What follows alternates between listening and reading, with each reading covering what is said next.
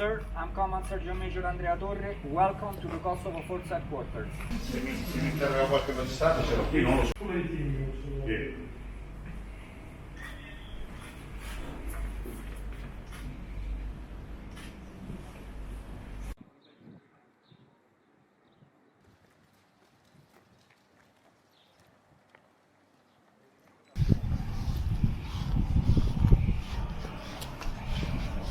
Io vi ringrazio per quello che fate, ve lo dico di cuore, sono orgoglioso di voi, sono orgoglioso di come rappresentate l'Arma anche stamattina, solo parole di elogio dal comandante di KFOR al ministro dell'Interno che ho incontrato poc'anzi, tutti vogliono carabinieri, tutti ne vogliono di più e tutti credono in questa istituzione perché ha questa doppia componente che apparentemente sembrerebbe una limitazione di polizia e militare, però di fatto è un moltiplicatore di efficienza. E poi soprattutto c'è un'altra componente che è fondamentale anche nelle missioni internazionali, la componente umana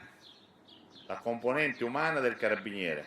Grazie per le energie che profondete anche in questo momento di grande difficoltà integrativa che è quella della pandemia, quindi grazie veramente per come portate avanti gli allori dell'Arma in questo difficile, complesso territorio balcanico.